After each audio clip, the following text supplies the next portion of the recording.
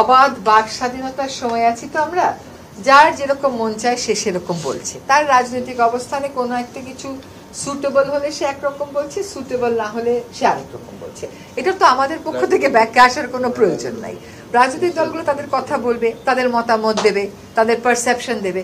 এটা তো সরকারের সবকিছুতে মতামত দেওয়ার কোনো প্রয়োজন নাই।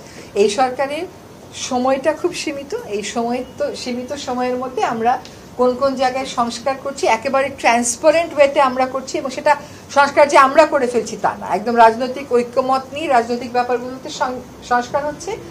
অরাজনৈতিক ব্যাপারগুলোতে এভরিডে কাজের ডেভেলপমেন্টে যে যে মন্ত্রণালয় সংস্কারগুলো করছে সেগুলো সবই ট্রান্সপারেন্ট। কোনো রাজনৈতিক ব্যাখ্যার মধ্যে সরকার ঢুকতেও চাচ্ছে না, এটা সরকারের কাজও না। নির্বাচনের দাবি উঠছে আর কি, মানে একটা দলও করেছে, এবং এই সরকারের অবস্থান কি আসলে গণপরিষদ? সরকার তো যে নির্বাচনের কথা বলেছি সেটা এখন যে নির্বাচন ব্যবস্থা আছে, এখন যে নির্বাচনের আকাঙ্ক্ষা সেটা নিয়ে বলছে। সব রাজনৈতিক দল কোনো সময় যদি এক হয়ে যায় সেই সময় কি হবে সেটা যদির কথা আমরা যদি পর্যন্তই রাখি, এটা আমাদের এটা নিয়ে আলোচনা করার সুযোগ নেই। আমার প্রশ্নটা ছিল, আমরা জানি যে আপনারা সাদা পাথর লুট হওয়ার পরে পুনরায় আবার প্রতিস্থাপন করেছে, কিন্তু যখন পাথরগুলো চুরি করে নিয়ে গিয়েছিল সংশ্লিষ্ট যে এখানকার যে ইউনো আছে, রেসিডেন্ট আছে, তারা বিষয়ে অবগত আছেন এবং তাদের সামনে এটা হয়েছে, তখন কোনো ব্যবস্থা নেই। এই যে দায়িত্ব অবহেলার কারণে তাদের বিরুদ্ধে আপনারা কোনো ব্যবস্থা নেবেন কিনা? আমার গ্রামের বাড়ি হচ্ছে সুনামগঞ্জে, পাশাপাশি অনেক নদী আছে, যে জাদুকাটা, আমাদের জাদুকাটা, এগুলো হচ্ছে যে বালু যে উত্তোলন করা হয়, এই সংশ্লিষ্ট ইউনোরা কিন্তু জানে, এসিলেন্টরা কিন্তু জানে, ওদেরকে বলার পরে কিন্তু অভিযানে কিন্তু এখানে যায় না। একটু সম্পর্ক করেছেন, আপনি যখন চেয়ারের ওই পাশে ছিলেন তখন এই সাদা পাথর নিয়ে অনেক বক্তব্য আপনি দিয়েছেন এবং সরকারের সেটা বিপক্ষ গিয়েছে, নানা সময় আপনি এর জন্য হেনস্থার স্বীকার করছেন। সেক্ষেত্রে যখন এই চেয়ারে বসলেন, আপনার সময় 1 বছরের ভিতরে এইটা নেওয়ার জন্য আপনার কি পদক্ষেপ ছিল? সবাই আপনাকে খুঁজেছে, সবাই আপনি বিদেশে ছিলেন যখন এই নিউজটা আসে? আচ্ছা, যারা খুঁজেছে তারা আমাকে বিদেশে ধরে ফেলেছে। আমি কিন্তু বিদেশে থেকে 2টা টেলিভিশন চ্যানেলে সাক্ষাৎকার দিয়েছি। আপনি ঠিক মতন খুঁজেন নাই, তাই জন্য আপনি পান নাই। আপনি কিন্তু আমাকে একটা মেসেজ দিয়ে মেসেজটা আবার ডিলিটও করে দিয়েছেন, সেটা কেন করছেন আমি জানি না। এখন কথাটা হচ্ছে, পাথর ইজারা দেওয়া আর বালু ইজারা দেওয়া হচ্ছে একটা খনিজ সম্পদ মন্ত্রণালয়ের কাজ, একটা ভূমি মন্ত্রণালয়ের কাজ। এই দুটোই আসলে ডিসির মাধ্যমে তারা করে থাকেন।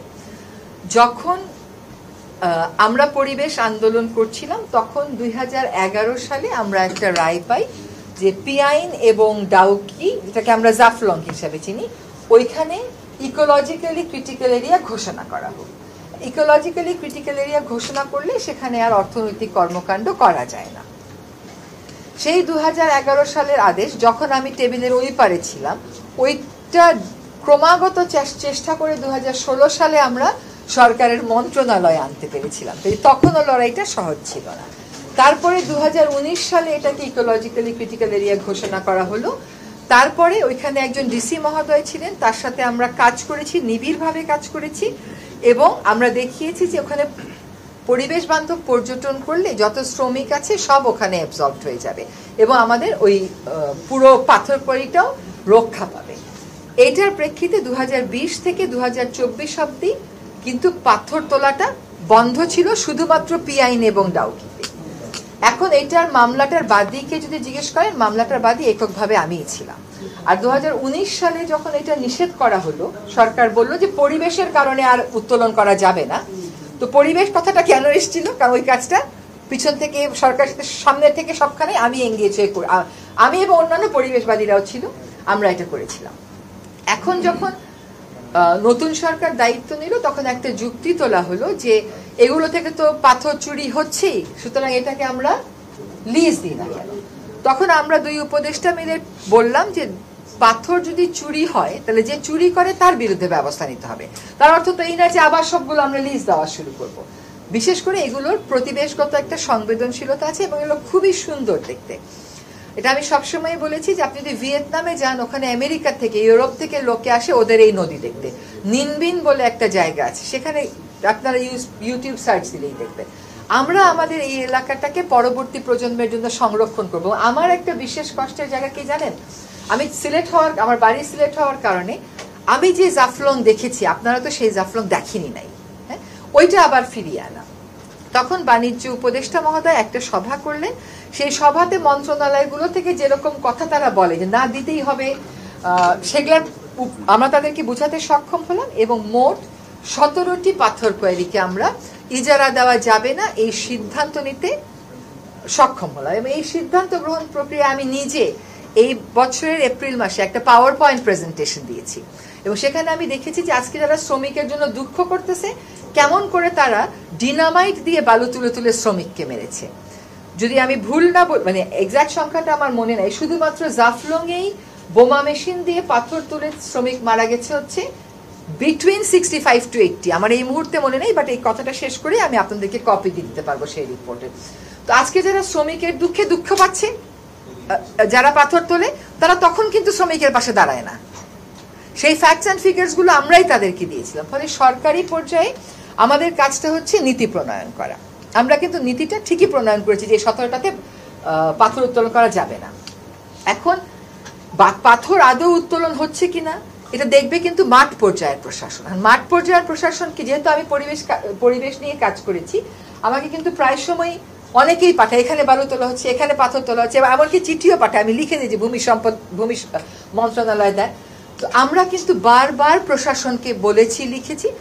মুশকিল হলো আমি যখন দেখলাম যে প্রশাসন কার্যকর ভূমিকা নিতে পারছে না বা নিচ্ছে না, তাদেরকে সাহস দেওয়ার জন্য আমি এবং ফজল ভাই আমরা দুইজনেই ফিল্ডে গেলাম, আমি এবং খনিজ সম্পদ উপদেষ্টা। যখন আমরা ফেরত আসলাম তখন আমাদের গাড়ি ধরে যে অশ্লীল বিক্ষোভ প্রদর্শন করলো এবং পরবর্তীতে সেই বিক্ষোভের জের ধরে একটা রাজনৈতিক দল তার নেতাদেরকে বহিষ্কার এবং সাসপেন্ডও করলো, সেই সময় যদি প্রতিবাদটা খুব জোরালো হতো না, তাইলে কিন্তু আজকে পরিস্থিতি ভিন্ন হতো। যাই হোক, বেটার লেট দ্যান নেভার। আমি জনগণকে ধন্যবাদ জানাই যে তারা এই লুটেরা গোষ্ঠীর বিরুদ্ধে যে তীব্র প্রতিবাদটা করেছে, যার ফলে আজকে যে অবস্থাটা সৃষ্টি হয়েছে। আর ভবিষ্যতে পাথর লুটবার আগে দুইবার চিন্তা করবে, কারণ আমিও তো সবসময় এখানে থাকবো না। এখানে একটা কথা বলি, পাথর কতটুকুন তুললো, লুট হলো, নিয়ে গেল, এটা ভাই আমার মন্ত্রণালয়ের দেখার কথা না। কিন্তু যেহেতু আমি একজন পরিবেশ কর্মী প্লাস আমি সরকারে আছি, আমি বলবো না যেটা অন্য মন্ত্রণালয়, আমি দায়িত্ব নেব, কিন্তু পাথর লুট হয়ে যাওয়ার দায়টা আমাকে দিয়ে না, কারণ আমি ওই কাজটা করেছি। এবং এখন দেখা যাচ্ছে তারা মামলা করছে, কিন্তু সেখানে আদৌ যারা দোষী তারা কতটুকুন তালিকাভুক্ত সেটা আমাদেরকে দেখতে হবে। একটা কথা একটু বলতে হবে, সেটা হলো যখন আমরা ওইখানে দুই উপদেষ্টা গেলাম, আমরা আক্রান্ত হলাম, তারপরে আমরা চলে আসলাম, তারপরে কিন্তু 3 দিন ব্যাপী ব্যাপক অভিযান হলো, সব স্টোন ক্রাশার মেশিনে বিদ্যুৎ সংযোগ বিচ্ছিন্ন করে দেওয়া হলো। কিন্তু তার 4-5 দিন পরেই সকল রাজনৈতিক দল এক হয়ে কি করলো, একদম রীতিমতন প্রেসার ক্রিয়েট করা হলো এবং তারা ওইখানে ঘোষণা দিলেন যে তারা পাথর তুলতে দিতে হবে। এবং পরিবহন মালিকেরা তারাও বললেন তারা ধর্মঘট করবেন। এই ধর্মঘট কিন্তু তাদের নতুন না। যখন 2020 সালে পাথর তোলা বন্ধ করে দেয়া হলো, সে সময় করোনার মধ্যে তারা দুইবার পরিবহন ধর্মঘট করেছেন। তারা যদি সত্যিকার অর্থেই জনস্বার্থে জনগণের জন্য বিন্দু মাত্র মায়া থাকতো, তাহলে করোনার সময় ওই রকম ক্রাইসিস মোমেন্টে কেউ নিজের ব্যবসায়িক স্বার্থের জন্য ধর্মঘট ডাকতে পারে?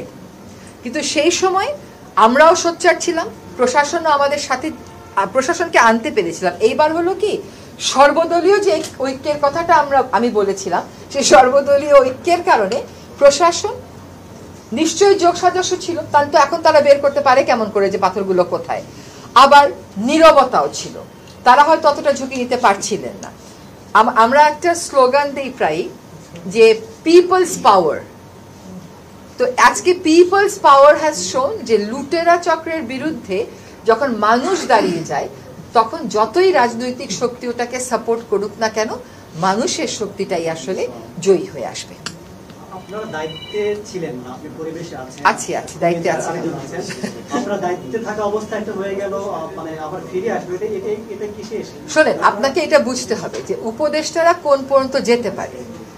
একটা সভায় কোন বক্তব্যগুলো যাবে আমরা সেই পর্যন্ত কথা বলতে পারি, কিন্তু কোন প্লেট গ্লাসে খাওয়া দিবে আমরা সেই কথাটা বলি না। এটা আমাদের বলার কথা না। হ্যাঁ, মাইক্রো ম্যানেজমেন্ট আমাদের করার কথা না। কিন্তু আমরা পাথর লুটপাট যাতে বন্ধ হয় সেজন্যই তো ফিল্ডে গিয়েছিলাম।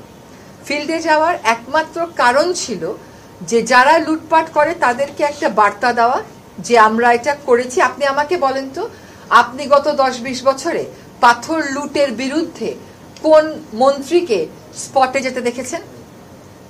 একটা উদাহরণ আমাকে দেন। আচ্ছা, কোন মন্ত্রীদেরকে আক্রান্ত হতে দেখেছেন? একটা উদাহরণ আমাকে দেন।